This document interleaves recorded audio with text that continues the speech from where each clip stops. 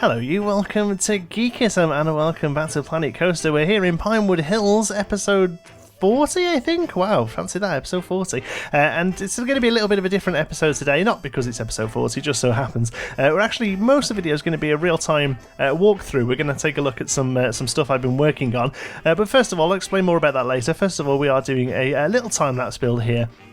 And I'm building a Gavioli style fairgrounds organ. Okay, so this new organ here, this one piece right in the middle, that's a new piece we got with Fairground. It's really good, plays a really great organ music, and the key thing about these is they weren't just pipe organs, they also had drums and bells on them as well. They were all automated, really amazing machines. Gavioli was a Italian man, made these at the turn of the 9th century, sort of like 1800s, pretty much most of the 1800s the family ran for. They started off in Italy and then they moved to France eventually, towards the late 1800s. And they made these beautiful, ostentatious automatic organs. A lot of them still going today. They're really gorgeous. They're huge things as well. For the first time in a long time, the Planet Coaster scale was actually pretty low. The actual piece they gave you was quite small. It's kind of like the centre point of a much larger organ. So here's what we're making here. Snigger, snigger, large organ. Most of the stuff we've got to do is build off from it. The pipes we're using here, these actually come from one of the Munsters DLCs. Well, not the Munster DLC. They're originally like a pipe to go on the back of one of the drag racing cars or something. Now, I know that a lot of people don't have the little car DLCs, but do you know what? They're about £1.50 each or something like that, a couple of dollars each.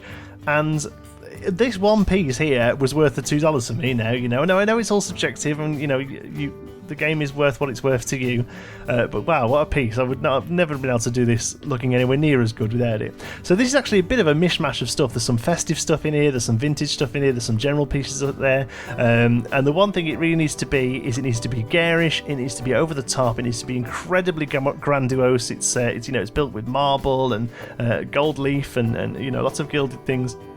So it's just a case of going through and finding all of the sort of real fancy pieces I can and turning them into this monstrosity. One of the main things they have as well is these picture frames all over the place. They often have like kings and queens in a picture frame at the top. I decided against that. I wanted to keep it relatively generic. Here I'm looking for pictures. In the end, we just place in our fairground pictures. I can't find what the pictures are called, like what they're showing in the middle here, and like what's around the top of a carousel or around the top of a whirly-giga aeroplane or something like that.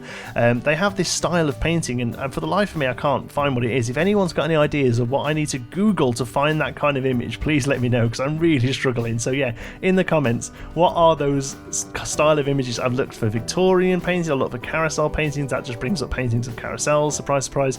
So yeah, any advice there would be really good. So we're just finishing off this now. Like I say, using as much of this finer detail as possible, just really slapping it on there, so it probably looks a bit too much. The whole idea is that, I mean, these things, they really are a cacophony of sound and vision, and I'm really, really happy with how it turns out. I'll show you where this is going right now. Right, so here we are down on the shop floor, so to speak. It's been a real long time since we've done this, and I'll tell you why I've done it. Unfortunately, if you've been watching the videos, you'll notice I've been suffering from labyrinthitis, which really affects my balance, basically. It comes on every now and again, and I get a couple of weeks bad with it. And it means that I can play the game, but it really sort of messes my head up watching the screen for too long, so I have to sort of break every 10 minutes, 15 minutes. You know, sometimes I get a bit longer, sometimes I don't. And it means that when I do in time lapses, the footage is so choppy because I'm doing one thing and then I come back and do another thing, and I'm not really sort of concentrating on creating content. You know, it's more about playing. So what I've done is played off camera for a little while, and I thought I'd come in and show you the changes. So this isn't how we're going to move forward. You know, we will get back to time lapses as soon as I can. But for now, I thought it'd be a good way to get some content out.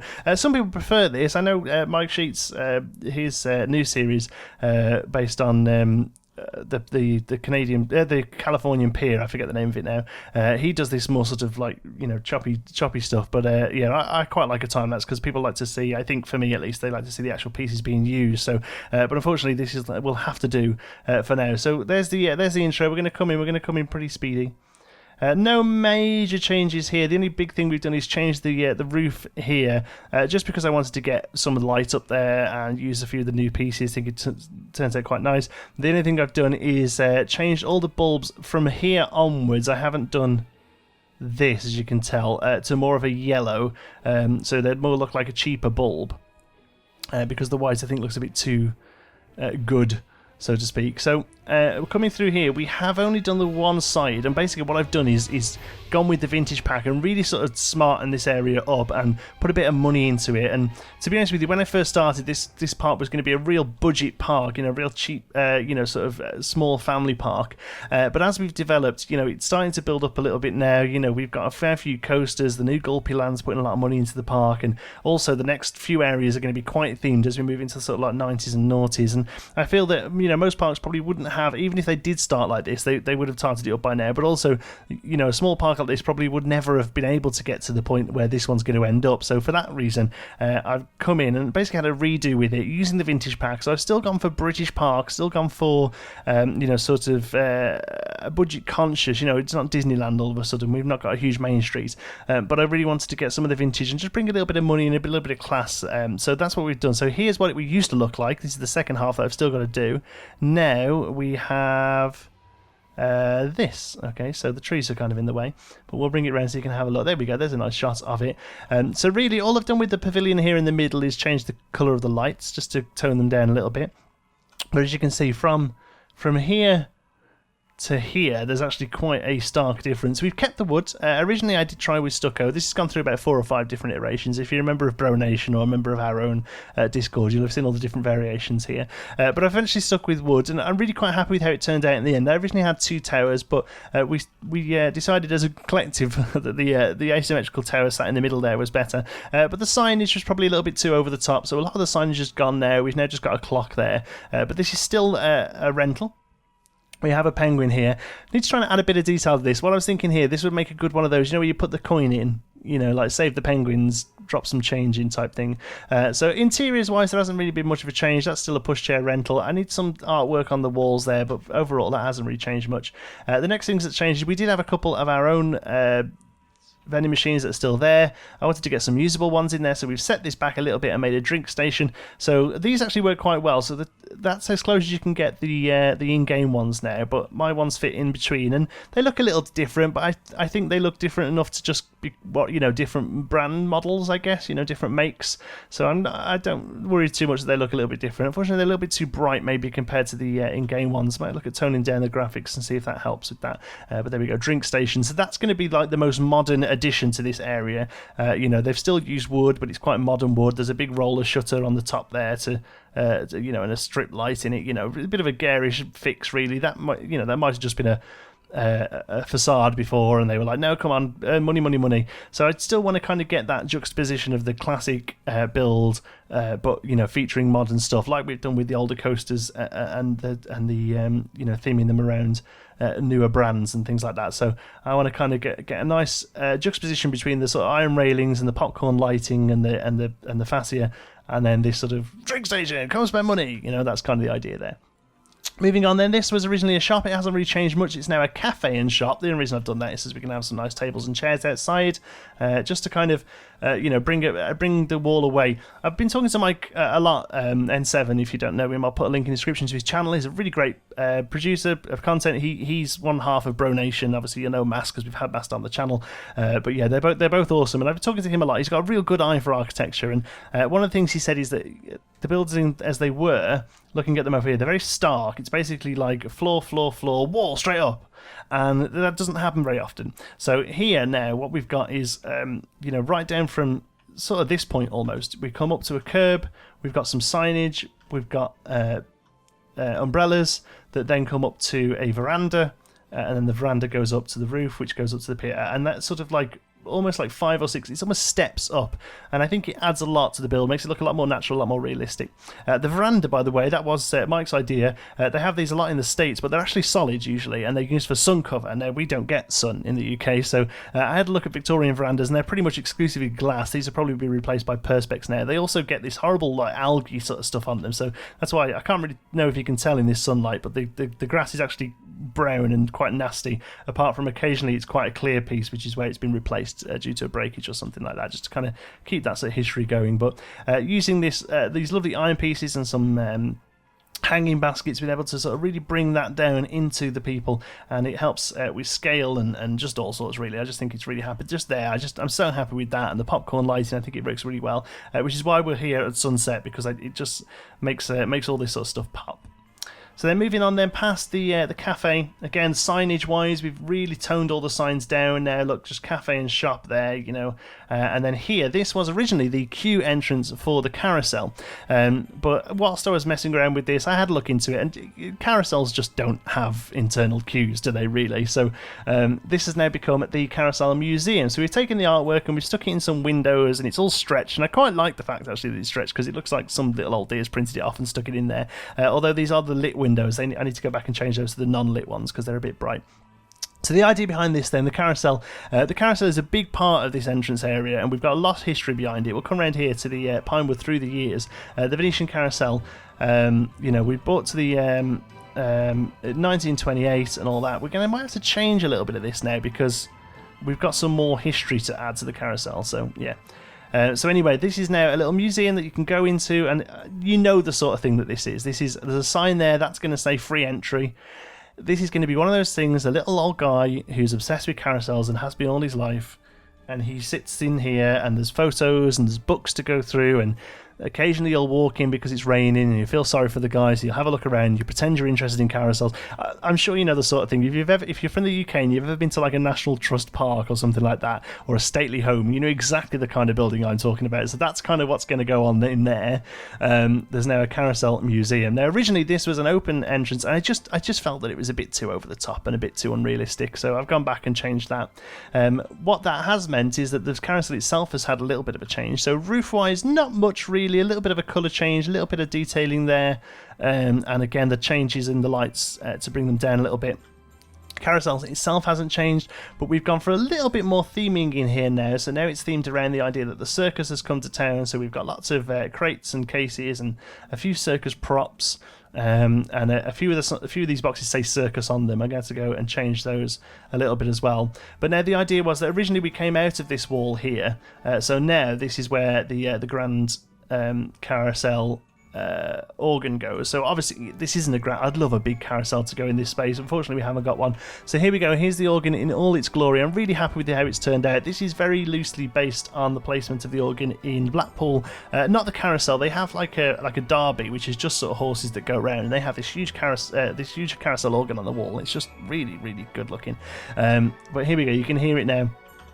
It's got a really nice tune, much more subtle and developed than the tune that comes with the carousel. So I've turned the carousel music off, and we've now just got this one. And the nice thing about this is it always plays. Doesn't just come on randomly when the carousel moves. So here we go. There's circus, by the way. Look, that's the sort of thing we're going for, you see. So again, really light theming, just a way of covering up the entrance and exit signs, to be honest with you, because they're just so high tech, you know, for this area. Normally it would just be a rope, a lady standing there with a rope.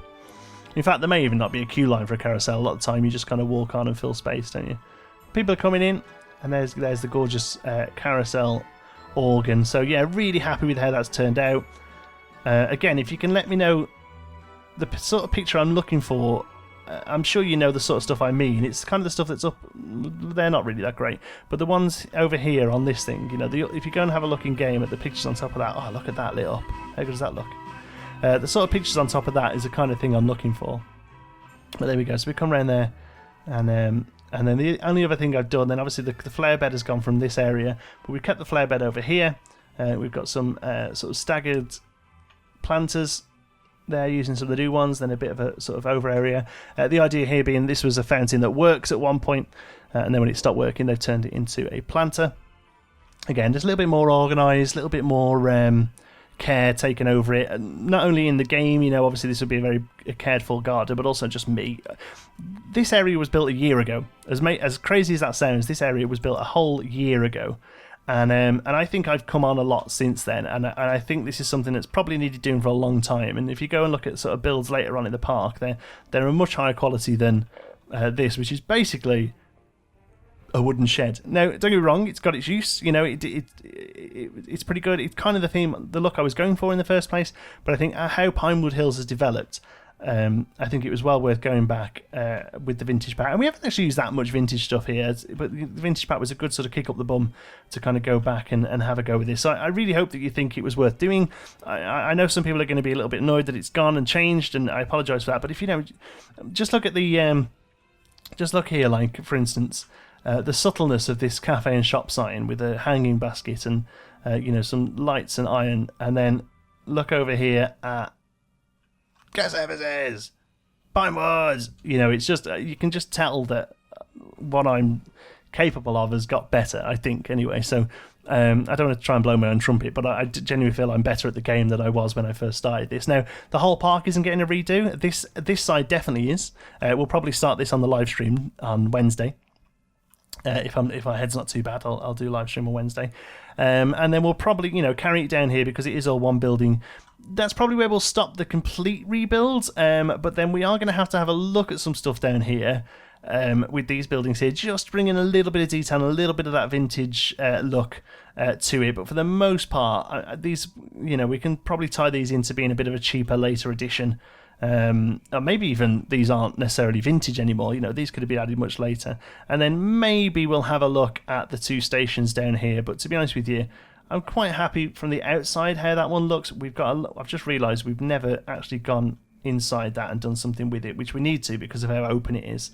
I don't normally do interiors, but it's so open we're going to have to. And obviously we'll probably have a look at the gardens as well, purely because we've got that new set of bushes and shrubbery. And this one again is probably okay, really. Might need a little bit of a tweak overall, but overall, not too fussed with this area. And as we come down into the old janky bit as we head into Sparrow Wharf, one thing I want to have a go at is redoing these ice cream vans, because now we can just stick a vending machine inside these to get people to go to them, so we don't have to.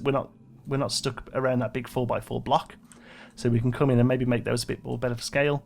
And look at that, you get a really nice view of the pier there. Still lots of work to do on the pier, lots of work to do in this area in general, to be honest, and I'm pretty sure what's going on here. This whole section is going to get ripped out now with the vintage pack, and we're going to have a re-go. So this was the bowling alley. The bowling alley has now gone. It's not gone, it's only over there. We're just going to repurpose it, we're just going to move it. Something else is going to go here. We're going to keep the dodgems because they fit really quite well. I think we might look at doing a bit more with them, but yeah, for the most part they are going to be how they are. Cinema's staying because that's relatively vintage. These two buildings are probably going to be moved as well. And what we're going to do is keep this sort of pier view running across this area, and the Googie is going to get squished up into Ruble Trillions' area, which is just over this bridge that still needs a lot of work as well. So from here, Speedway onwards, we never got round to redoing Pit Stop because it kind of doesn't match the Googie area. So what I'm going to do is actually take one of those buildings there and repurpose that into the Pit Stop, and then see what we can do around here about squeezing a little bit more out of it. But oh man, it opens up so nicely, this here. I'm just really happy with how it's done. And then we get Sparrow Wharf and then back around to the front. Maybe have a go at that. But to be honest with you, that looks pretty good as a sort of later addition, I think. So yeah, it's more about just getting sort of guests through the park now, to be honest with you, because they all end up down on those two wooden coasters, and that's pretty much it. So it's all about getting people to head down here. This is all getting ripped out soon as well, by the way. Not necessarily my idea, but our next guest has already told me that chair swing's getting redone. So because they're not a fan of how it is at the moment. So yeah, don't get too attached to that. But as we come through the Googie area now, we come here, we've got quite an open area here. There was a Zozo here, I've got rid of it. The reason it's gone is because I really couldn't think of a way of theming it. And also, something I noticed from Mass Bandit did a great vlog of a park near him. I think it was a Six Flags park. And he said in the vlog, in a Bro Nation video afterwards, he said he was amazed at how much there is just dead space. Just space where really nothing's going on. And that's something I want to do here. And it's the same if you go to Alton Towers, which is my sort of home park. There's a lot of time where you are just walking along and there's just sort of fences and some trees, and that's something I really want to try and make sure we do, and not just fill the space with rides because we've got rides in the game. Really, parks don't have that many. Like Alton Towers has 2 flat rides. It has Enterprise, Orbiter, and Blade, which is a pirate ship, and that's pretty much it. There's a couple that are closed. Technically, Hex, I suppose, is a flat ride. It's a Vekoma Madhouse with a lot of theming around it, and there's a few track rides and kiddie stuff, but You know, really, as far as adults are concerned, there's like 2 flats and that's it. So I think that's something I'm going to try and do. Maybe sort of, you know, cap this off here so you've got a nice view of the coaster. But this side, you know, just some forestry work as we come up here into the next sort of major section, which is Gulpy land that way there with the wishing tree telling stories to the kiddies, and then down here is our sort of 70s jank area that Mass Bandit did for us. Again, still lots of work needed to be done here, just little bits really need finishing off. The only thing I have done is there was a flat ride called the Swizzer or something, Scissor, that he'd used, and unfortunately it had scissor in massive letters on it, so you couldn't really make anything else of it. In the vintage pack we got a ride that's very similar, so what I've done is I've come in and replaced it with the very similar ride, so it now no longer says scissor all over it, and all I had to do was basically refit all this fence work here. Just had to be pulled in to cover the new signs there, so we've done a little bit of work here. And here, I mean, you'd never notice. I'm sure Mass won't mind. I've literally had to come in and just sort of move around the stuff he'd done, basically. But now, because it's no longer the Scissor, we've been able to rename it, and I thought we'd call it Bandit as a bit of a nod to him. So, as an apology for coming in and wrecking his ride, we'd name him that. Put a little bit of cable work down there as well. Okay, so that's pretty much it. Thank you so much for watching. Hope you've enjoyed it. I'll pop a few glamour shots of the new, or the old area, I suppose, redone. And we're still working on the Alpine Lodge theming for the new bobsleigh coaster as well, but that's not quite finished yet, so that'll probably be the next episode. Thanks very much for watching. I hope you've enjoyed it. If you have, you can give us a like. It really does help out the channel. And if you're not already, don't forget to subscribe. Any thoughts, queries, or suggestions, you can pop them down in the comments. And if you fancy a chat, you can find me on Twitter. I'm @JohnTSparrow. If you'd like to join in with the Geekism community, you can do so over on our Geekism Discord server. You'll find the link for that in the description. Thank you very much for watching. I'll see you in the next one.